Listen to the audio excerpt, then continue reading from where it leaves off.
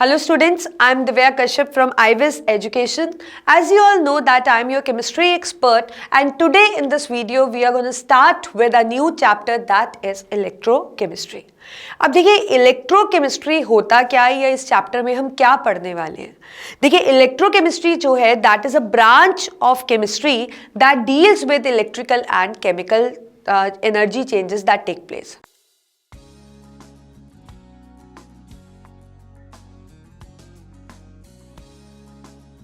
As you all know, आपको पता है कि एनर्जी की बहुत सी फॉर्म्स होती हैं, तो उनमें से हमारे पास इलेक्ट्रिकल और केमिकल एनर्जी भी होती है।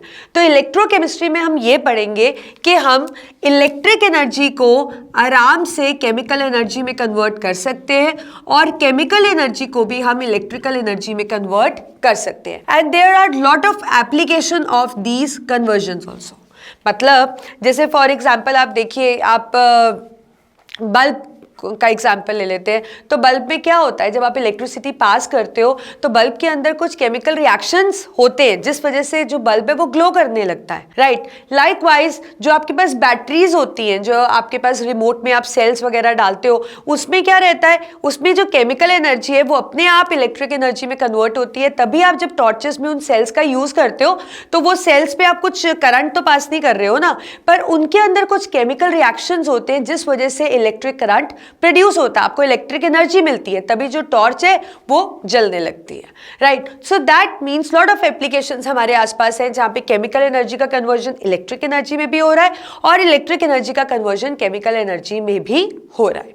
तो अभी इन दो चीजों को हमने इस चैप्टर में बेसिकली पढ़ना है। तो अभी हम इस कंसेप्ट को पढ़ते हैं जिसके अंदर हमारे पास इलेक्ट्रिक एनर्जी जो है वो केमिकल एनर्जी के अंदर कन्वर्ट होने वाली है। अब ये जो फिनोमिना है जिसमें इलेक्ट्रिक एनर्जी केमिकल एनर्जी में कन्वर्ट होती है, उस फिनोमिना को हम बेसिकली क्या बोलते हैं, electrolysis. That is called as electrolysis. But इस इलेक्ट्रोलिसिस को स्टार्ट करने से पहले कुछ बेसिक टर्मिनोलॉजी मैं आपके साथ डिस्कस करना चाहूंगी। अब देखिए, आपको पता है जिन सब्सटेंसेस में से, मतलब आप कह सकते हो हमारे पास कुछ सब्सटेंसेस है जिनमें से करंट पास करता है और कुछ सब्सटेंसेस है जिनमें से करंट पास नहीं करता, right. So according to that we can classify the substances as conductors.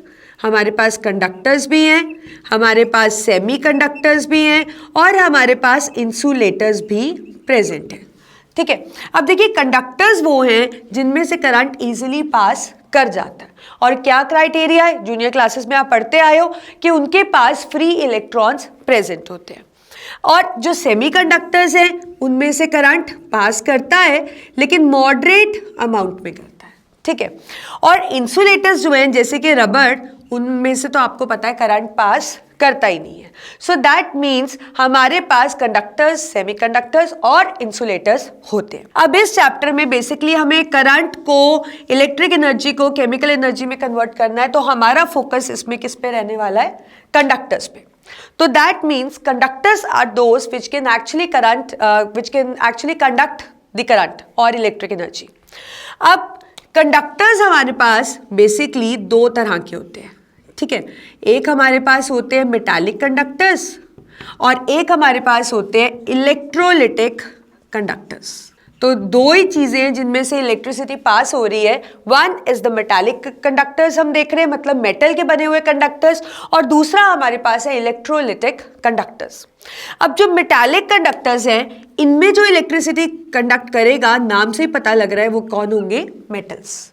और आपको पता है मेटल्स कौन होते हैं, आपको you have gone through metals and non metals chapter, so I think you are completely thorough with it कि metals का क्या प्रॉपर्टीज रहता है, तो उन पे हम इसमें अभी ज़्यादा फोकस नहीं करेंगे।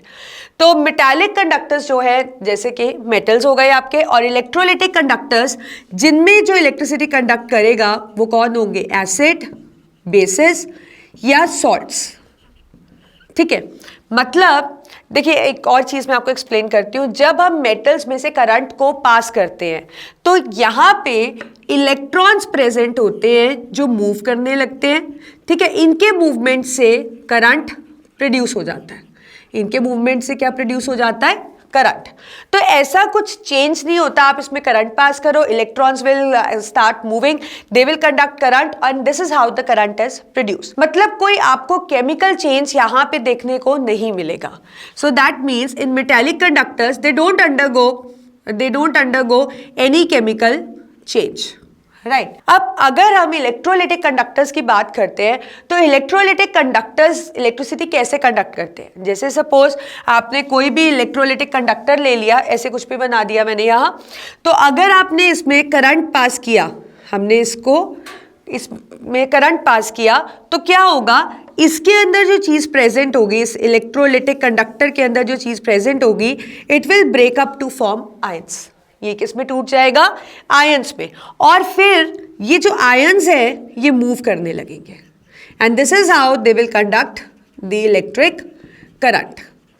तो जैसे हमने इसमें देखा कि कोई केमिकल चेंज नहीं हो सकता, ऐसा तो नहीं हुआ। यहाँ पे क्या हुआ, जब आपने करंट पास किया तो जो आपके पास ये सब्सटेंस था उसने आयंस प्रोड्यूस किए, मतलब यहाँ पे केमिकल चेंज हुआ। तो एक तो आपके पास यही पॉइंट ऑफ डिफरेंस आ जाता है कि यहाँ पे कोई केमिकल चेंज नहीं हुआ था और यहाँ पे केमिकल चेंज हुआ।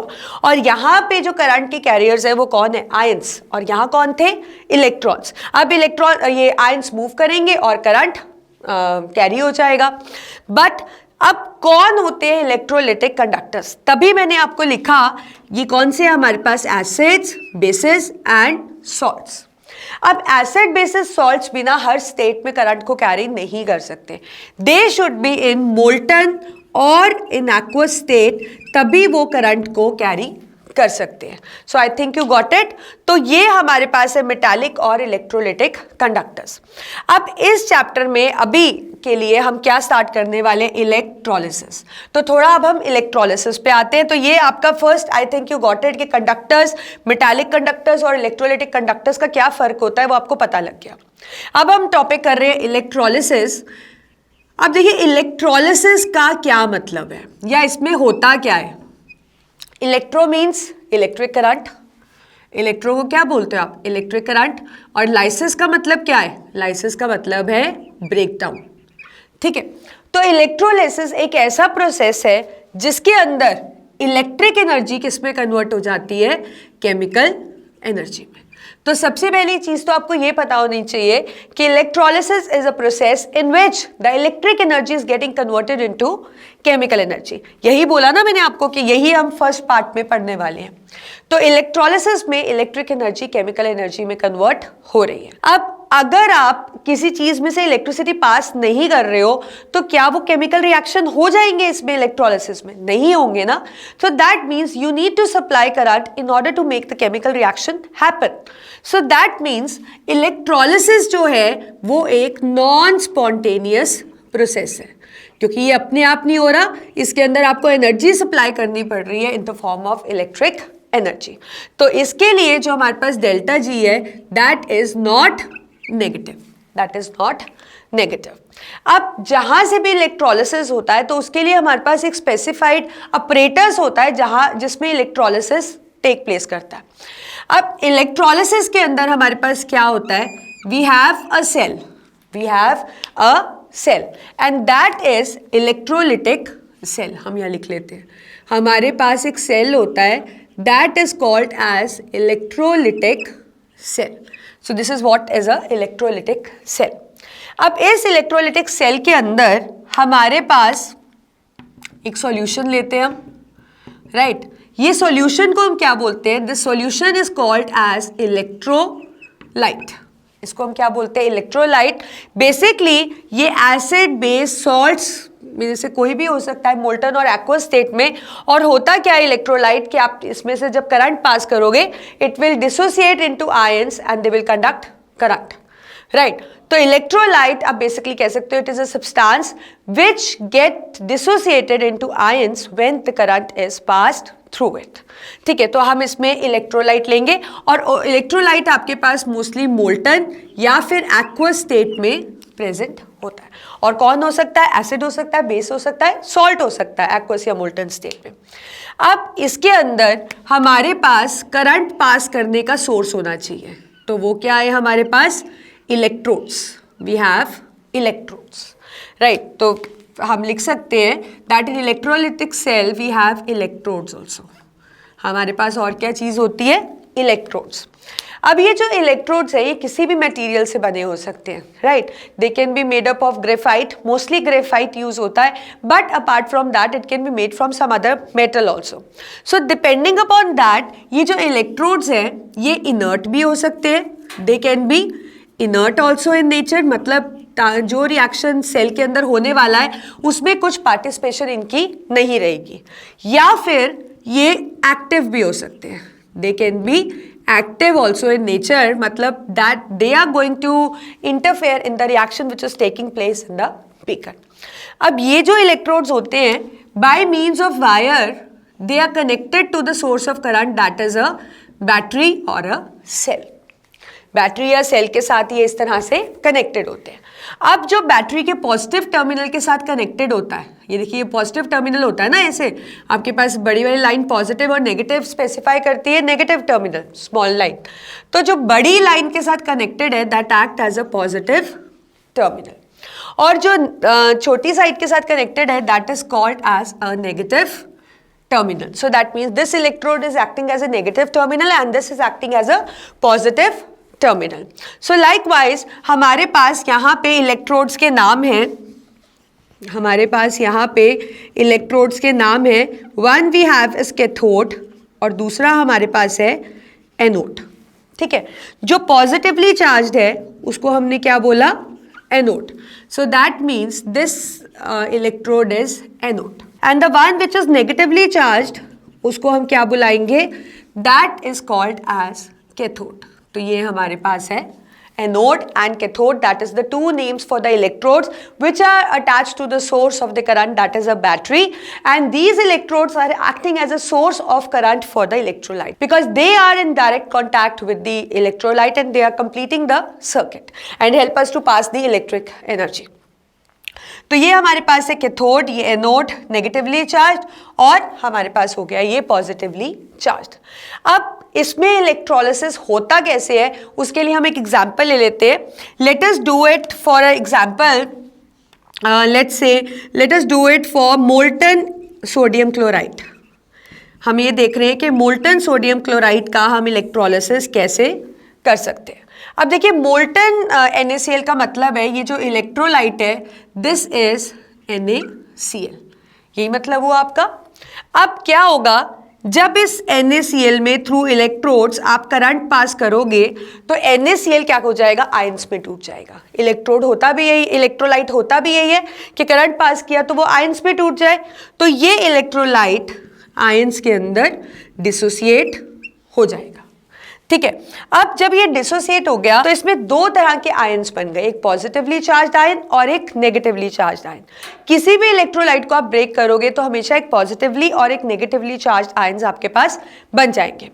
अब जो पॉजिटिवली चार्ज्ड आयन है उसको हम क्या बुलाएंगे? Cation, that is called as cation, और नेगेटिवली चार्ज्ड आयन को हमेशा ही हम क्या बुलाएंगे? Anion, that is called as anion. तो आपको याद रखना है कि इलेक्ट्रोलिसिस में आपके पास आयंस का भी इन्वॉल्वमेंट है, राइट। हम यहाँ लिख लेते हैं, हमारे पास आयंस का भी इन्वॉल्वमेंट है, और आयंस हमारे पास दो तरह के हैं, केटायन और एनायन, जो हमेशा सेम रहने वाले हैं।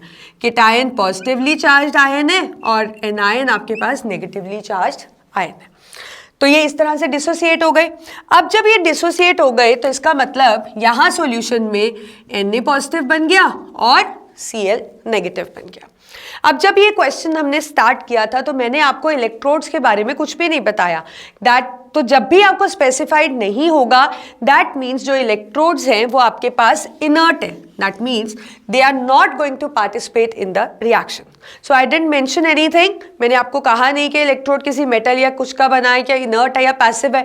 तो ये अंडरस्टूड होगा कि जो इलेक्ट्रोड्स है that they are inert, they are not going to interfere in the reaction.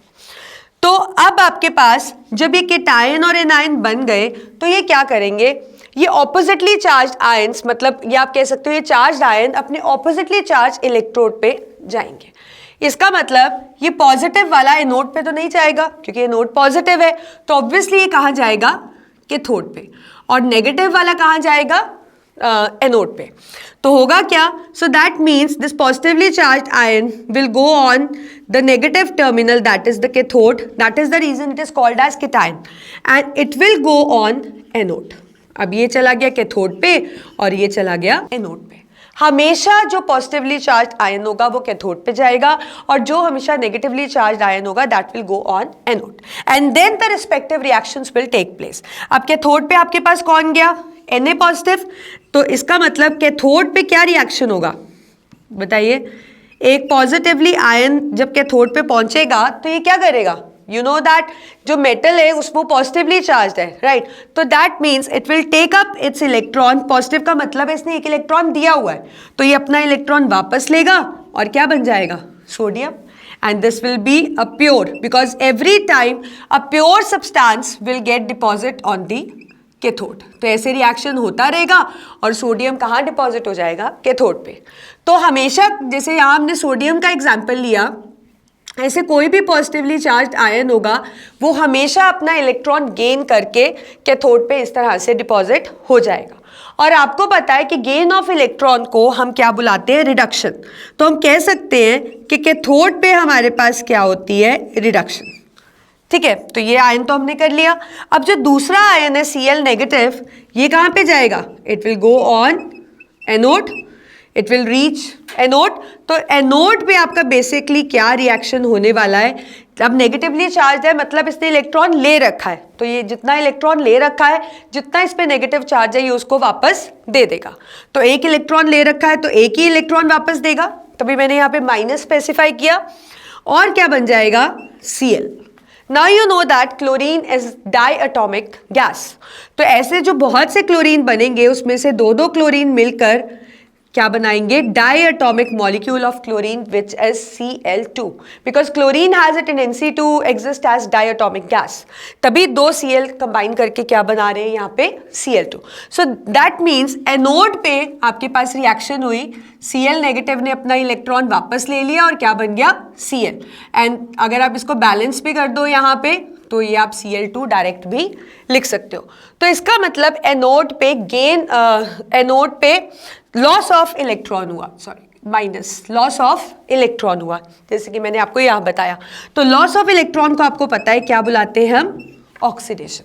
So that means oxidation takes place at anode, जो कि हमेशा सेम रहेगा कि जब भी आपके पास इलेक्ट्रोड्स है एनोड कैथोड, तो एनोड पे हमेशा ही आपके पास क्या होगी? ऑक्सीडेशन, और कैथोड पे हमेशा आपके पास क्या होगी? Reduction. So this is how the electrolysis take place. So now अभी जो हमने एग्जाम्पल किया वो मोल्टन NaCl था, उसमें पानी नहीं प्रेजेंट था। Now let us do it with again the NaCl, but now this time NaCl is an aqueous NaCl। Aqueous NaCl का क्या मतलब है? कि उसके अंदर पानी भी प्रेजेंट है, राइट? तो एक्वस NaCl का जब हम इलेक्ट्रोलिसिस करेंगे तो आप डिफरेंट तरह के चेंजेस देखोगे। तो देखते हैं कि उसमें हमें क्या चेंजेस देखने को मिलते हैं। तो अब हम देखते हैं कि इलेक्ट्रोलिसिस जब हम एक्वस NaCl की करते हैं तो उसमें हमें क्या देखने को मिलता है। So let us do an electrolysis of aqueous NaCl। अब देखिए एक्वस NaCl की इलेक्ट्रोलिसिस करनी है तो ऑपरेटर्स तो हर इलेक्ट्रोलिसिस के लिए बिल्कुल सेम रहता है। सो दैट मीन्स हमारे पास क्या होगा? यहाँ पे इलेक्ट्रोलिटिक सेल, हमें इलेक्ट्रोलाइट लेना है, right? So this electrolyte here in this case is aqueous NaCl। Aqueous NaCl का मतलब इसके अंदर वाटर भी प्रेजेंट है, यही पता लगता है आपको इसके अंदर। अगेन हमें इलेक्ट्रोलाइट में सोर्स ऑफ करंट चाहिए, so that means we have electrode, right? अब यहाँ पे भी मैंने आपको कुछ इनर्ट एक्टिव कुछ मेंशन नहीं किया है, तो it is clear that the electrodes which we are taking are inert. So whenever it is not mentioned तो आपको समझ जाना है कि जो इलेक्ट्रोड्स हैं that are inert, they are not going to interfere in any chemical reaction. तो ये हमारे पास ऑपरेटर्स है, ये हमारा पॉजिटिव टर्मिनल मतलब एनोड हो गया, राइट? ये हमारा नेगेटिव टर्मिनल मतलब हमारे पास कैथोड हो गया। लिख लेते हैं नेगेटिव और यहाँ पे पॉजिटिव। अब देखिए, अब आप जब इसमें से करंट पास करेंगे तो एक्वस NaCl का मतलब इसमें NaCl भी है और वाटर भी है। अब जब आप इसमें से करंट पास करेंगे तो NaCl तो टूटेगा ही, but water will also break into its respective ions, क्योंकि वाटर भी क्या है, करंट पास करते हो तो it breaks into ions, right. तो यहाँ क्या बनेगा आपके पास, Na पॉजिटिव, Cl नेगेटिव, और यहाँ पे H पॉजिटिव और OH नेगेटिव। अब आपको पता है कि जो पॉजिटिवली चार्ज आयंस होते हैं, अभी हमने लास्ट मेथड में भी किया कि पॉजिटिवली चार्ज आयंस को आप केटायंस बुलाते हो और वो हमेशा कैथोड पे जाते हैं, और जो नेगेटिवली चार्ज आयंस होते हैं उनको एनायंस बुलाते हैं और वो एनोड पे पहुंचते हैं। ये आपको पता है अच्छे से। अब यहाँ पे क्या है, आपके पास दो पॉजिटिवली चार्ज आयंस हैं और दो ही नेगेटिवली चार्ज आयंस हैं। तो कंफ्यूजन ये है यहाँ पे, या हमें लर्न ये करना है कि जब हमारे पास दो पॉजिटिवली चार्ज या दो नेगेटिवली चार्ज आयंस होंगे तो क्या वो दोनों आयंस कैथोड पे या एनोड पे जाएंगे, तो उनमें से कौन सा आयन ऑक्सीडाइज या रिड्यूस होगा। तो देखिए, आपको ये जानना है कि जोन सा भी आयन ऑक्सीडाइज या रिड्यूस होगा वो डिपेंड करता है उसके डिस्चार्ज पोटेंशियल पे। वो किस पे डिपेंड करता है, उसके डिस्चार्ज पोटेंशियल पे। तो अब यहाँ पे आपके पास दो केटायंस है ना, एक आपके पास Na पॉजिटिव है और एक आपके पास H पॉजिटिव केटायन है। अब क्वेश्चन ये है कि Na पॉजिटिव और H पॉजिटिव में से कौन सा आयन है जो कैथोड पे जाएगा और रिडक्शन शो करेगा। तो देखिए, सिंपल सी बात है, अगर मैं आपसे बोलूँ कि ये दोनों आयन्स जा सकते हैं तो, लेकिन अगर हम कह सकते हैं कि इनमें से जो ज़्यादा फास्टर पहुँचेगा, या आप कह सकते हो जो जितना अर्ली पहुँचेगा कैथोड पे, that will get reduce, right. अब दूसरी बात यह है कि पहले पहुंचेगा कौन, पहले वो पहुंचेगा जिसको वहां पहुंचने के लिए कम एनर्जी की रिक्वायरमेंट होगी। तो वो चीज़ हम डिस्चार्ज पोटेंशियल से उसका कंसर्न कर लेते हैं। फॉर एग्जांपल, यहाँ पे सोडियम का पोटेंशियल वैल्यू है -2.81 वोल्ट और हाइड्रोजन की है 0 वोल्ट। हाइड्रोजन की कितनी है, 0 वोल्ट। अब इन दोनों में से जिसका डिस्चार्ज पोटेंशियल हाई होगा उसको कम एनर्जी चाहिए और वो जल्दी कैथोड पे पहुंच जाएगा और रिडक्शन शो करेगा। तो इन दोनों केटायंस में से जो हाइड्रोजन है उसका डिस्चार्ज पोटेंशियल क्या है, हाई है। देखिए 0 वोल्ट है, ये नेगेटिव में है, तो इसका मतलब कैथोड पे जो रिएक्शन शो करेगा वो कौन होगा, that will be hydrogen ion. तो ये हाइड्रोजन आयन क्या करेगा, ये हाइड्रोजन आयन यहाँ पे जाके रिड्यूस हो जाएगा, मतलब इलेक्ट्रॉन लेगा और क्या बनाएगा, hydrogen. Again hydrogen is a diatomic gas, तो हम इसको ही बैलेंस कर लेते हैं, तो it will form H2. So that means hydrogen gas is liberated at cathode. यहाँ पे हमारे पास कौन सी गैस लिबरेट हो रही है, हाइड्रोजन। अब एनोड पे रिएक्शन किसका होगा, सिमिलर तरीके से हम एनोड का भी देखेंगे। तो आपके पास यहाँ Cl नेगेटिव और हाइड्रोक्साइड आयन है, तो डिस्चार्ज पोटेंशियल को अगर हम देखें तो Cl negative will reach the anode and will show the oxidation, और क्या बन जाएगा, Cl। और Cl आपको पता है एक डायटोमिक गैस है, तो दो Cl मिलकर क्या बना देंगे, एक Cl2।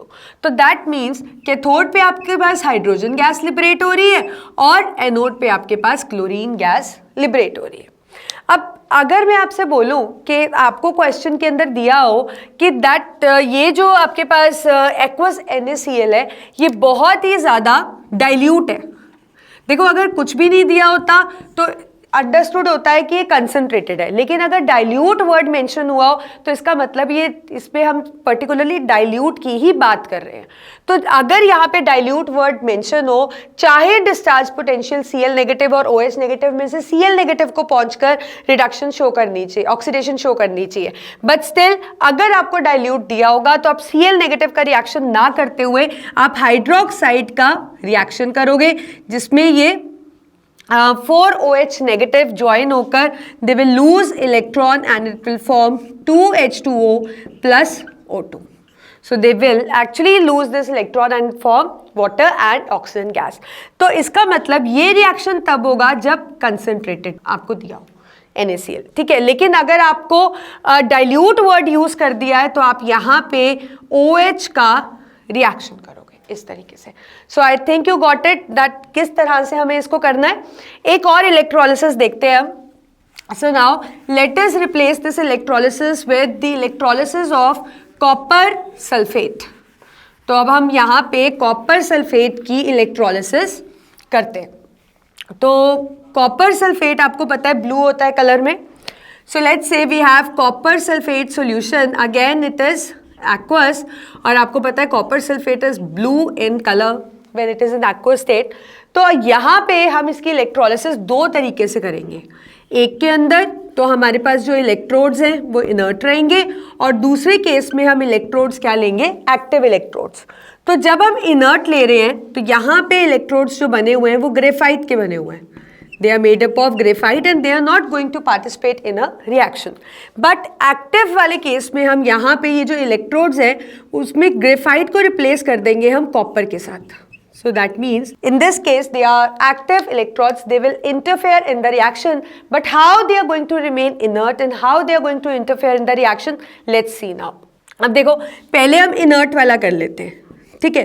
तो जब आपको इनर्ट वर्ड मेंशन है तो यहाँ पे इलेक्ट्रोड्स का कोई रोल नहीं है। तो यहाँ पे आपने क्या किया, एक्वस कॉपर सल्फेट है आपके पास। अब करंट पास करने से CuSO4 और वाटर दोनों अपने रिस्पेक्टिव आयंस में डिसोसिएट कर जाएंगे। अब अगेन यहाँ पे दो केटायंस हैं, तो इन दोनों में से कौन जाएगा कैथोड पे, ऑब्वियसली जिसका डिस्चार्ज पोटेंशियल की वैल्यू क्या होगी, हाई। अब हमारे पास कॉपर की डिस्चार्ज पोटेंशियल की वैल्यू है 0.34 वोल्ट और हाइड्रोजन है हमारे पास 0 वोल्ट। सो ऑब्वियसली यहाँ पे रिएक्शन कॉपर शो करेगा। तो कॉपर जब कैथोड पे जाएगा, राइट, और आपको पता है कैथोड पे क्या होता है, कैथोड पे गेन ऑफ इलेक्ट्रॉन्स मतलब रिडक्शन होता है। ये अपने दो इलेक्ट्रॉन्स गेन करके प्योर कॉपर बन जाएगा। So the copper layer will start getting deposited on cathode. Now anode पे अब हमारे पास कौन जाएगा, आपके पास है एक SO4 और एक OH नेगेटिव। तो यहाँ पे रिएक्शन आपका OH नेगेटिव का ही होगा। सो that means 4 OH negative minus 2 electrons forms 2H2O plus O2. So this is how the electrolysis is going to take place of aqueous CuSO4 when the electrodes are inert. But अगर यहाँ पे हमारे active electrodes हो जाते हैं और electrodes हम copper के बना लेते हैं तो वो इंटरफेयर करेंगे रिएक्शन में। तो क्या होगा, डिसोसिएशन तो इसी तरीके से होगी, बट यहाँ पे इन दोनों में से तो सेम रहेगा कि कैथोड पे कॉपर जाएगा क्योंकि उसका डिस्चार्ज पोटेंशियल हाई है। So that means the same reaction is going to take place at cathode. But anode पे एक आपके पास SO42 नेगेटिव हो गया, एक OH नेगेटिव और एक आपके पास कॉपर का इलेक्ट्रोड हो गया। तो इन तीनों को जब हम कंपेयर करेंगे तो डिस्चार्ज पोटेंशियल के according the copper will get oxidized. So that means instead of this reaction, the copper electrode will lose electrons, will show oxidation to form Cu2 positive. तो ये कॉपर आयन सॉल्यूशन में आ जाएंगे और यहाँ से ये anode पे जाकर ये रिएक्शन शो करेंगे। So this is how the electrolysis of aqueous CuSO4 take place with the active and the inert electrodes. So I think you got it. तो इस लेक्चर में हमने इलेक्ट्रोलिसिस के बारे में पढ़ा। नेक्स्ट लेक्चर के अंदर हम कंडक्टेंस के बारे में पढ़ेंगे। सो पहले आप काफ़ी एग्जाम्पल्स लेके उनकी इलेक्ट्रोलिसिस करके देखो। You should be thorough that how the electrolysis of any substance can be done. So with this we are finishing this video. Let us meet in the next video with new topic. Thank you.